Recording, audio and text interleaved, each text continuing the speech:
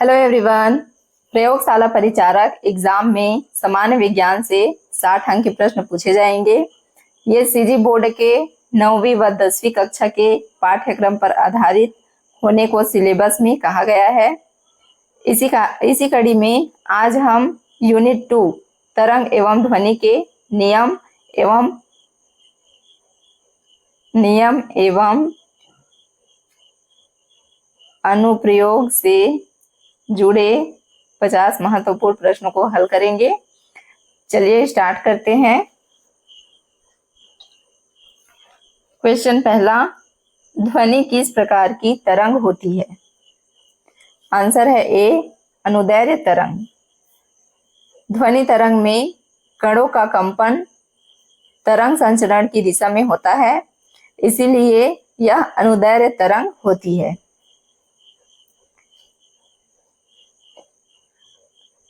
अगला है, ध्वनि के वेग को सबसे अधिक प्रभावित करने वाला गुण कौन सा है? आंसर है ए, माध्यम का घनत्व। माध्यम का घनत्व व प्रत्यास्थता ध्वनि की चाल को सर्वाधिक प्रभावित करते हैं।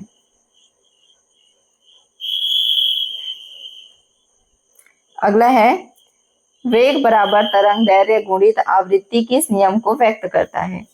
आंसर है सी, तरंग गति का मूल समीकरण। तरंग की गति आवृत्ति और तरंग दैर्घ्य के बीच संबंध बताता है। ठीक है, तरंग गति का समीकरण v equal F multiply lambda. ठीक है। अगला है, यदि किसी माध्यम में ध्वनि की आवृत्ति 2 गुनी कर दी जाए तो उसकी चाल प्रभाव होगा। आंसर है सी, चाल अपरिवर्तित रहेगी। अगला है, तरंग दैर्घ्य किसके व्युत्क्रमानुपाती होता है? आंसर है ए, आवृत्ति। देखिए, लेमडा अनुक्रमानुपाती 1/f अर्थात तरंग दैर्घ्य आवृत्ति के व्युत्क्रमानुपाती होता है। अगला है,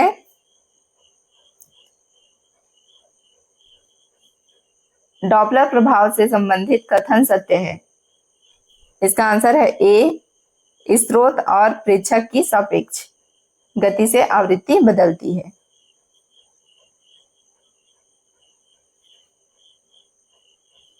अगला है, प्रतिध्वनि सुनने के लिए स्रोत और परावर्तक सतह में न्यूनतम दूरी कितनी होनी चाहिए? आंसर है बी, 34 मीटर। प्रतिध्वनि सुनने के लिए ध्वनि को आने जाने में कम से कम 0.1 सेकंड लगना चाहिए, जिसके लिए दूरी लगभग 17 मीटर या 1 ओर होती है। अगला है, मानव कर्ण किस आवृत्ति सीमा की ध्वनि को सुन सकता है? इसका आंसर है ए, 20 हर्ट्ज से, ठीक है, 20 हर्ट्ज से 20 केल्विन हर्ट्ज। ठीक है, मानव कान इसी आवृत्ति सीमा की ध्वनि सुन सकता है। ठीक है। अगला है, जब ध्वनि किसी बाधा से टकराकर मुड़ जाती है तो कौन सी घटना होती है? इसका आंसर है सी, विवर्तन। देखिए, बाधा से मुड़ने की घटना को विवर्तन कहते हैं। अगला है, अनुनाद की अवस्था कब उत्पन्न होती है? आंसर है बी, जब बाह्य बल की आवृत्ति स्वाभाविक आवृत्ति के बराबर हो। अगला कथन कारण वाला प्रश्न सॉल्व करेंगे। देखिए, नीचे दिए गए प्रश्नों में ए और आर को पढ़कर सही उत्तर चुनें। ए और आर दोनों सही हैं और आर ए की सही व्याख्या करता है। ए और आर दोनों सही हैं, पर आर ए की सही व्याख्या नहीं है। ए सही है पर आर गलत है, ए गलत है पर आर सही है। आगे कथन कारण वाला सवाल हल करेंगे। देखिए 11 नंबर का प्रश्न, ए सघन माध्यम में ध्वनि की चाल अधिक होती है, आर घनत्व बढ़ने से कणों के कंपन की शक्ति बढ़ती है। ठीक है, इसका आंसर ए आएगा जी। ए और आर दोनों सही हैं तथा आर ए की व्याख्या करता है। ठीक है, घनत्व बढ़ने से कणों के बीच स्थान घटता है जिससे चाल बढ़ती है। अगला है, निर्वात में ध्वनि नहीं चलती, आर ध्वनि को संचरण हेतु माध्यम की आवश्यकता होती है। इसका आंसर है ए और आर दोनों सही तथा आर ए की व्याख्या करता है। अगला है, ए उच्च आवृत्ति की ध्वनियां अधिक दूर तक सुनाई देती है, आर उच्च आवृत्ति की तरंगों की ऊर्जा अधिक होती है। इसका आंसर है सी, ए सही आर गलत। अगला प्रश्न, ध्वनि तरंग का आयाम किसका मानक होता है? इसका आंसर है डी, तीव्रता। आयाम ध्वनि की तीव्रता या लाउडनेस का माप होता है। अगला, ध्वनि की तीव्रता किस इकाई में मापी जाती है? इसका आंसर है ए, डेसिबल। ध्वनि तीव्रता डेसिबल में मापी जाती है। अगला है, अल्ट्रासोनिक ध्वनियों की आवृत्ति कितनी होती है?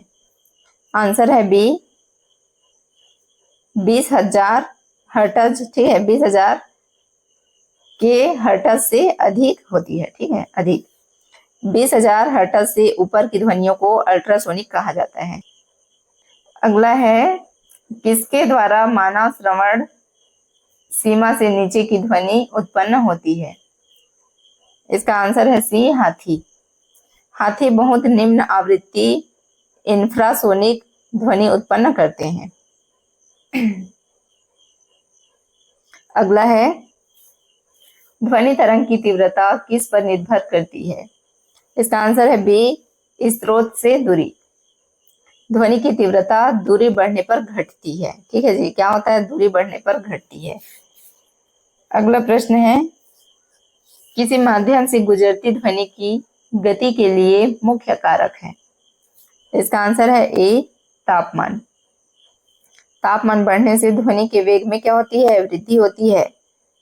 अगला है, ध्वनि का वेग वायु में किसके बढ़ने पर बढ़ता है? इसका आंसर कमेंट करके बताइए जी। ठीक है, बी, तापमान। तापमान बढ़ने से कणों की गति बढ़ती है जिससे चाल क्या है? बढ़ जाएगी। अगला है, कथन ए, सीटी की ध्वनि लंबी दूरी तक जाती है, कारण आर। इसमें उच्च आवृत्ति और तीव्रता होती है।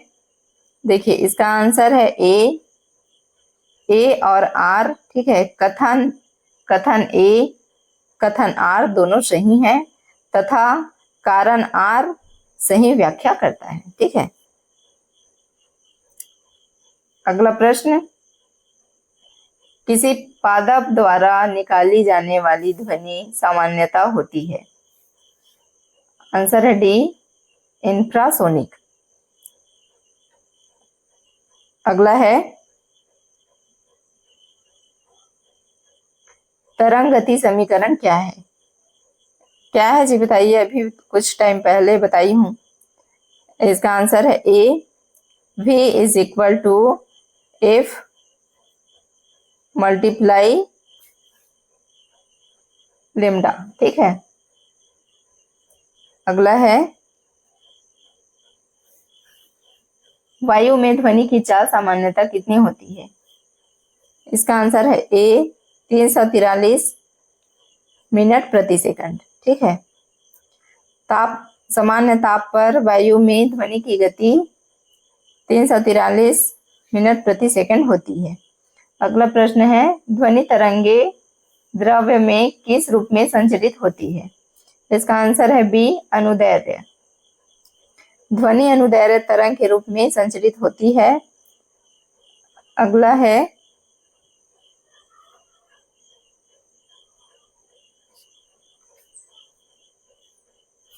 यदि स्रोत और प्रेक्षक पास आ रहे हो, डॉपलर प्रभाव के अनुसार क्या होगा? इसका आंसर है बी, आवृत्ति बढ़ेगी। देखिए, पास आने पर आवृत्ति बढ़ती है और दूर जाने पर घटती है। अगला प्रश्न है, कथन ए प्रतिध्वनि 0.1 सेकंड या अधिक के पश्चात सुनी जाती है, कारण आर ध्वनि तरंग को वापस आने में समय लगता है। इसका आंसर है ए और आर दोनों सही तथा आर सही व्याख्या करता है। ठीक है। अगला है, किस वैज्ञानिक ने डॉपलर प्रभाव का प्रतिपादन किया? इसका आंसर है बी, डॉपलर। डॉपलर ने 1842 में यह प्रभाव प्रतिपादित किया। अगला प्रश्न, गूंज और प्रतिध्वनि में अंतर किस पर आधारित होता है? आंसर है डी, ए और बी दोनों। ठीक है, दूरी और समय। अगला है, ध्वनि का परावर्तन कहाँ उपयोगी होता है? इसका आंसर है डी, सोनार, चिकित्सा में, भवन, ध्वनि शास्त्र में, उपरोक्त सभी। तो उपरोक्त सभी आएगा। ठीक है, क्योंकि सभी जगह ध्वनि शास्त्र में प्रयुक्त होती है।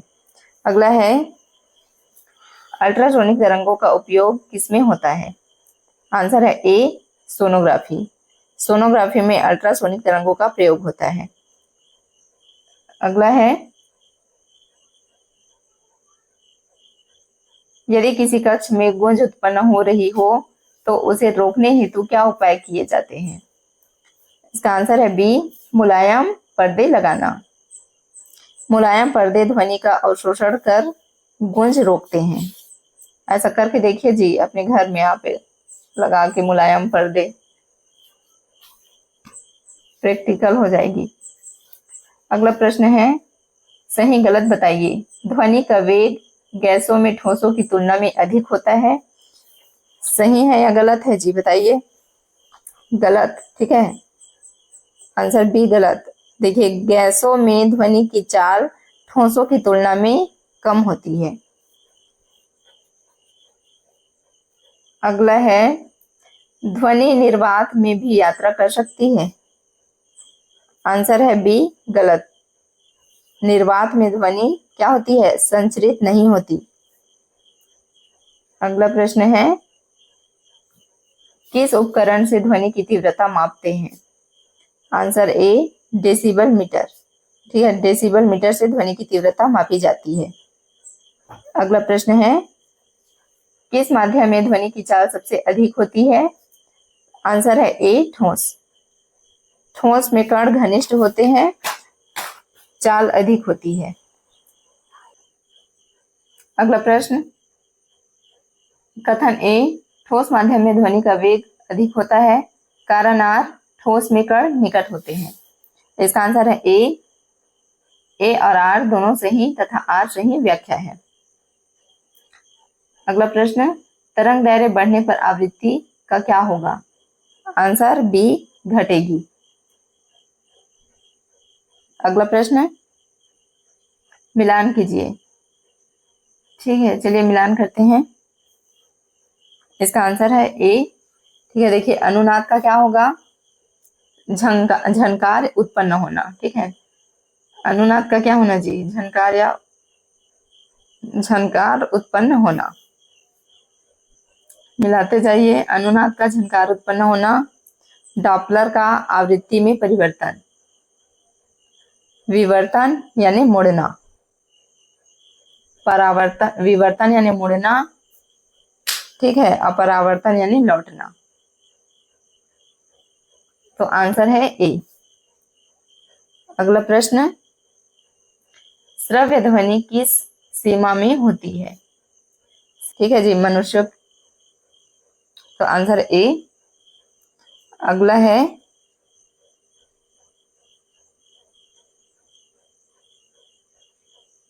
ध्वनि तरंग की तीव्रता किसके समानुपाती होती है?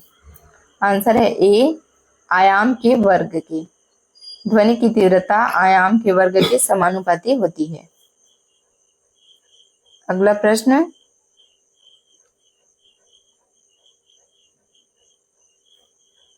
निम्न में से कौन सा यंत्र ध्वनि की आवृत्ति मापने के लिए प्रयोग होता है? इसका आंसर है बी, ऑसिलोस्कोप। अगला है अल्ट्रासोनिक तरंगें मुख्यतः किस माध्यम में सर्वाधिक वेग से चलती है? इसका आंसर है सी, लोहा। ठोस में ध्वनि का वेग सबसे अधिक होता है।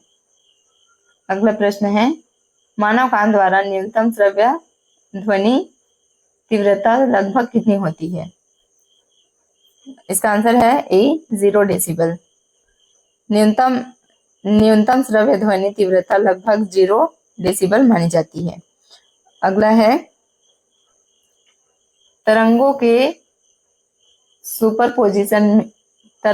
सुपरपोजिशन से उत्पन्न परिघटना को क्या कहते हैं? आंसर है सी, व्यतिकरण। दो तरंगों के मिलने पर व्यतिकरण, ठीक है, होता है।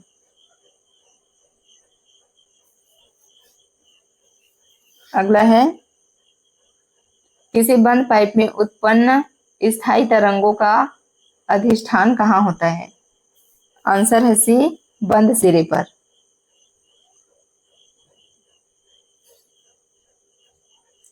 अगला है किसी ध्वनि स्रोत की आवृत्ति को दोगुना कर देने से उसकी ध्वनि का क्या प्रभाव पड़ेगा? इसका आंसर है बी, पिच बढ़ जाएगी। आवृत्ति दोगुनी होने पर पिच बढ़ जाती है। अगला, निम्न में से किस परिस्थिति में डॉपलर प्रभाव का अनुभव नहीं होता? इसका आंसर है डी, दोनों स्थिर। यदि स्रोत और प्रेक्षक दोनों स्थिर हो, डॉपलर प्रभाव नहीं होता। अगला प्रश्न, ध्वनि तरंगे निम्नलिखित में से किसके कारण गूंज उत्पन्न करती है? आंसर है बी, परावर्तन। परावर्तन से ही गूंज उत्पन्न होती है। अगला है तरंग मोर्चा। अगला है ध्वनि तरंग के कंपन का आवधिक क्रमिक फैलाव किस रूप में जाना जाता है?